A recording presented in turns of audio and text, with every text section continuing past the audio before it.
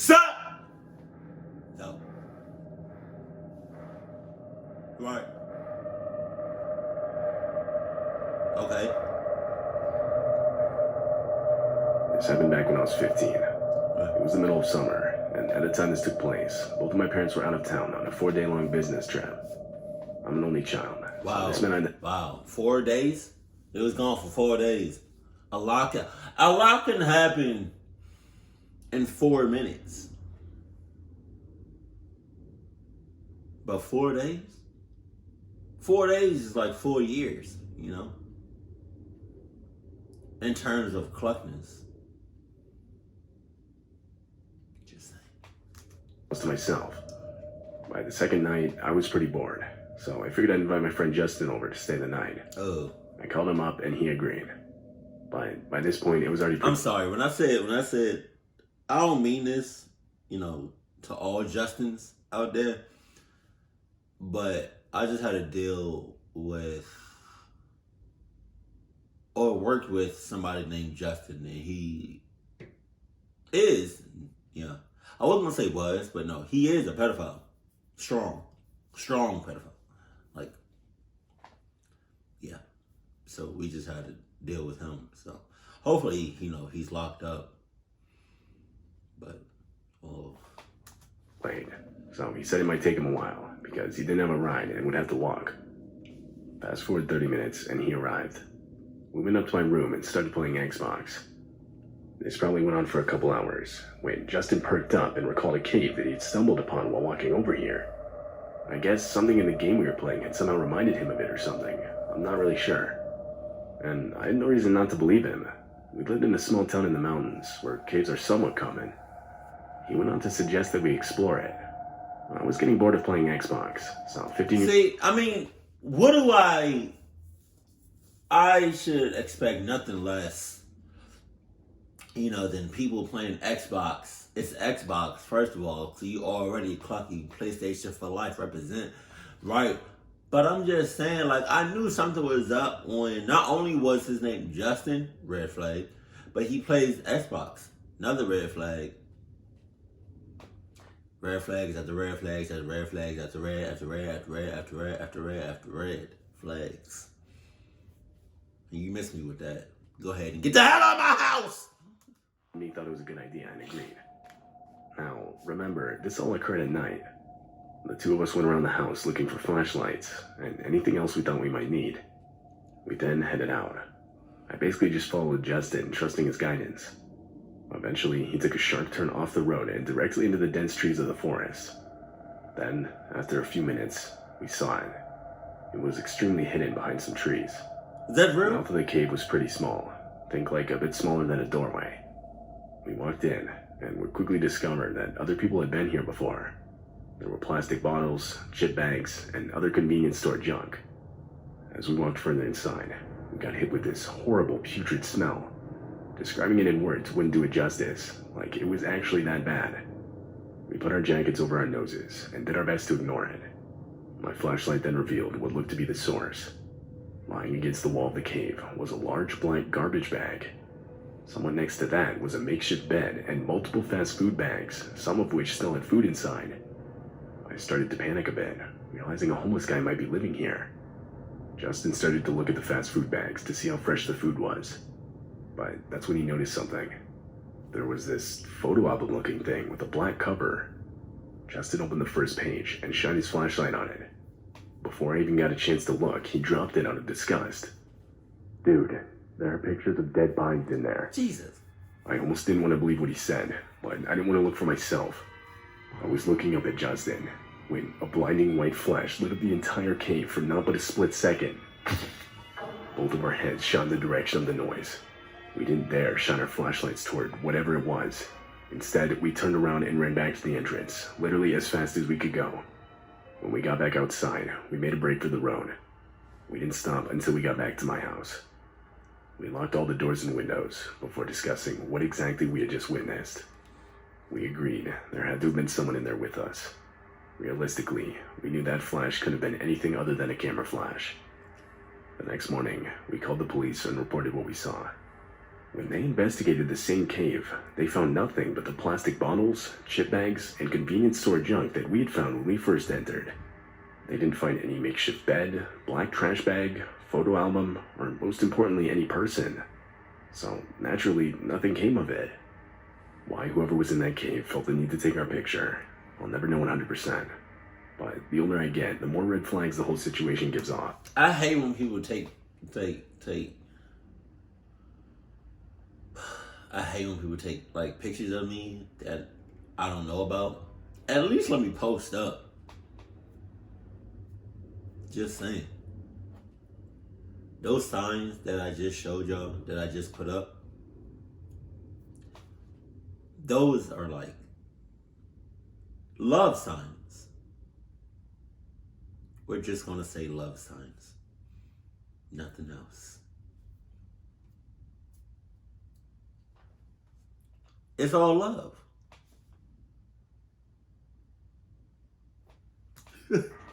Like, what was in that black trash bag to give off such a putrid smell? Or why would there be an extremely graphic photo album? All the people I've talked to agree that this was more than just a homeless guy living in a cave.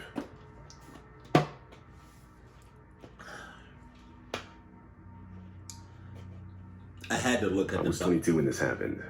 Me and two of my friends, Miles and Ruben, have always been outdoor people. Wow. As long as we've known each other, we've always liked being outside and doing things that involved a bit of risk. Wow. One of those things was caving. One of our favorite spots was a secluded cave system that was essentially a huge underground maze of tight spaces and tunnels. The entrance was in an area of forest that was just off a beaten track, which was a good 10-minute walk from a gravel parking area where we usually parked. This time in particular, we decided to go onto the same cave system and try to explore some of the tunnels that we hadn't really been down before. Now, there weren't any drawn maps of the cave system, so instead we would use a set of rope that we attached to the entrance. We would take it with us as we went down, so that way we could easily find our way back up through the many different routes. We drove out to the gravel parking area. The place was empty, except for one car. It was a dirty white pickup. Though this wasn't unusual, plenty of people used the area for hiking and other outdoor activities. As we got our stuff, I glanced over at it and saw that there was a man sitting in the driver's seat, just watching us. Trying to be friendly, I gave him a thumbs up as we walked past, but he didn't even react to it. It was a bit odd, but I tried to ignore it as we carried on towards the cave system. As we were setting up and getting ready to head down, I glanced over my left shoulder thinking I'd seen something in the tree line. I felt uneasy, but I brushed it off, chalking it up to— Come on! Come on, Cluckies. What you say, you felt uneasy? Unease? But you just brushed it off. You brushed it off? You brushed it, brush, you brushed it off. That's like, what?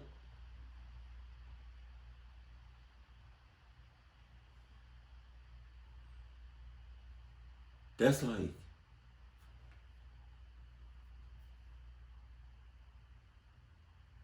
having herpes.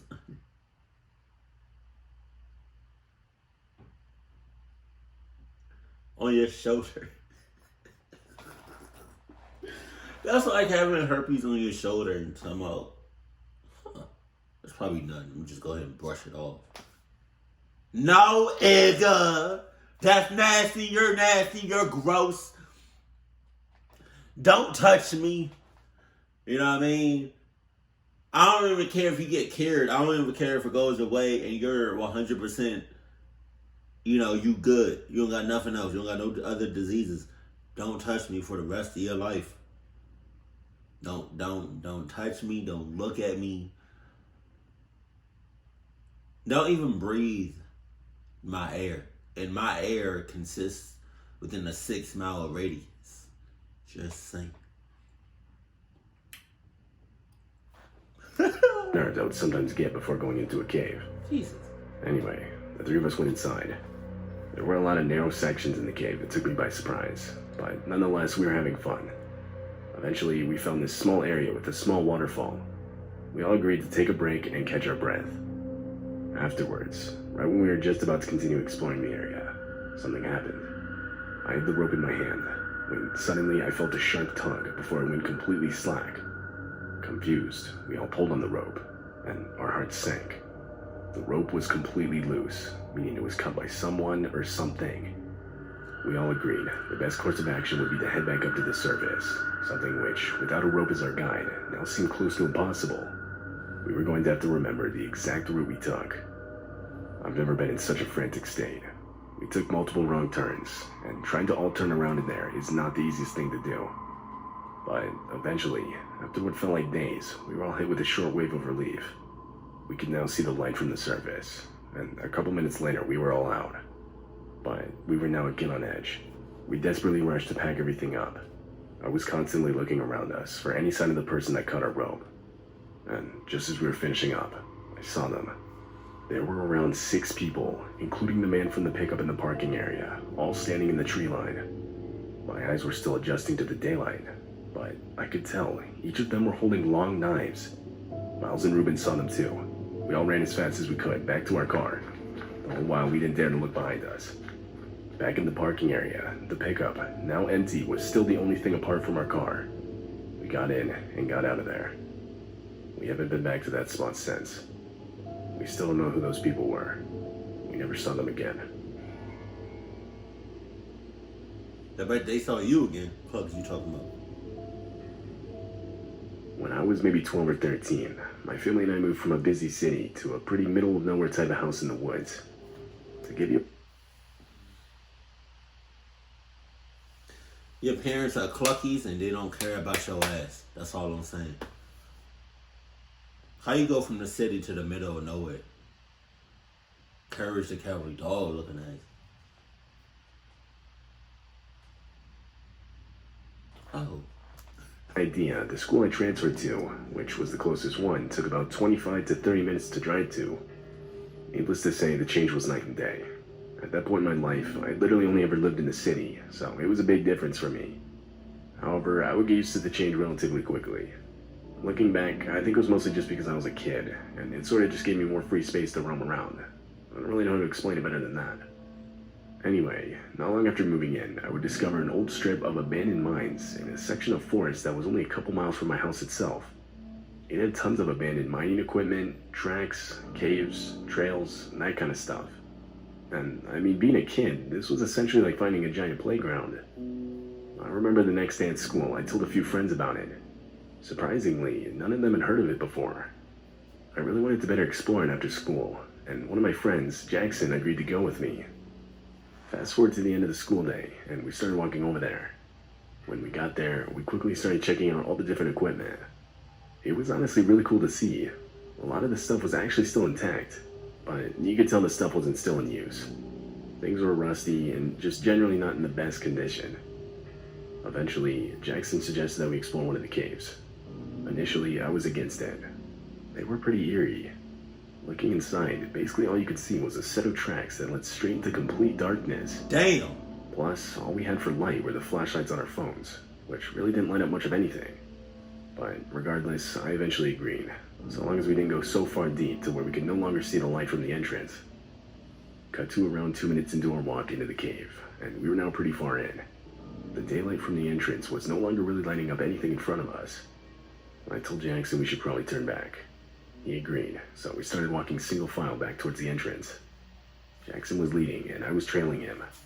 Only a moment passed when Jackson said, "Whoa, who was that?" Oh, God. I looked up from the ground as we walked, but I didn't see anything. Dude, I think I just saw someone. No, you didn't. Why would anyone else be out here? At first, I thought he was trying to scare me, but the tone of his voice was too genuine. He went on to explain how he saw a man walk from the left side of the entrance to the right. We both just stood there, intently staring towards the entrance of the cave. That's when a head peeked around the corner looking inside. Oh my God. Jackson and I both instinctively dived towards the side of the cave, hiding against the wall in the darkness. All we could do was hope that the guy hadn't seen us. He stood there at the entrance for a few seconds. We both had a clear view of his silhouette against the light outside. To our horror, the man started walking down the cave. As he did so, he started laughing in this disturbing manner. I looked at Jackson. The only thing I could make out in the darkness were his eyes. But from that alone, I could tell he was just as scared as I was. Whoever this man was clearly did not have good intentions. Or at least that's what I gathered from both his body language and the way that he laughed. The man continued to walk further into the cave. Meanwhile, Jackson and I continued to stay as quiet as we could, lying against the wall. As he got closer, I could better make out what he looked like. He had short black hair, had on a black set of boots, and was wearing a dirty pair of overalls. You are way too close if you can tell all of that and describe what he looked like to like in great detail. You way too close. I noticed he had something in his hand, but I couldn't tell what it was. When he got even closer still, I realized it was a revolver. Jesus. I could now hear my heart beating in my ears. Even being as young as I was, I vividly remember seeing life memories flashing before my eyes. The guy then got maybe 12 feet from where we were standing and stopped. He looked around for a second. I could see him squinting his eyes so as to see further into the cave. Then, by some miracle, he turned around and started walking back towards the entrance. When he got there, he turned right and was now out of view. It looked like he had kept walking, but Jackson and I both agreed we weren't going to take any chances. I mean, what if he really did see us and was hiding by the exit waiting for us to leave? It was about to be dark, and while being alone in an abandoned mine in the dark was a scary thought, potentially having to confront this man was more so. Naturally, within what was about around the next hour or so, it got completely dark outside, making everything in the cave even darker than it already was. Of course, we didn't have any service on our phones to be able to call for help.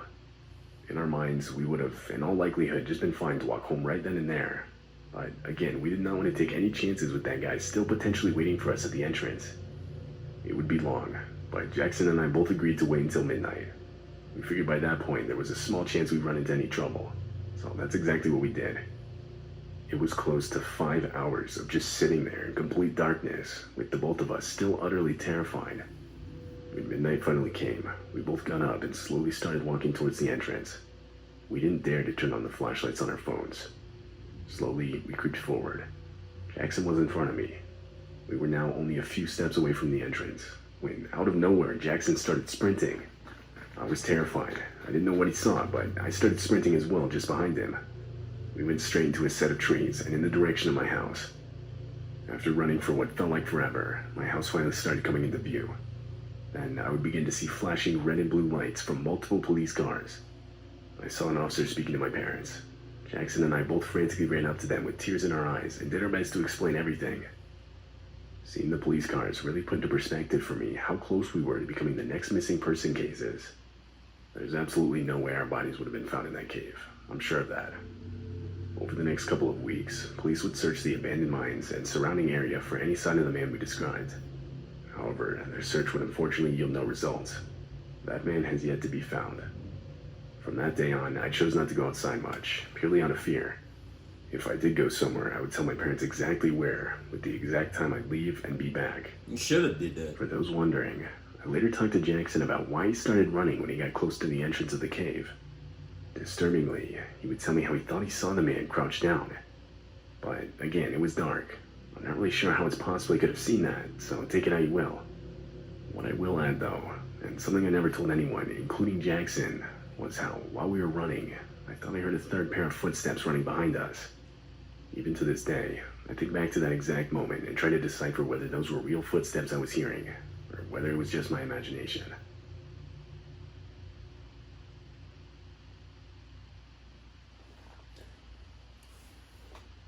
See, I be wanting to do like horror, like Cluck videos, you know, Cluck Ventures with Gattor, but like, I don't want to cluck myself up. Like, that'd be a dope video, you know, a very interesting and entertaining video if I just decided, you know, just to go to a cave at night, but I would probably start during the day. Just so I can have like that sunlight. Oh no, because going anywhere at night versus during the day is two different things, you know? So, I mean, there's more Club Ventures coming, you know? I just gotta be careful with it. And then with that haunted hotel, that's coming too, so I just wanna let y'all know too. But, with that being said, keep it cool! Keep it classy, and I love you. Stay happy. My family.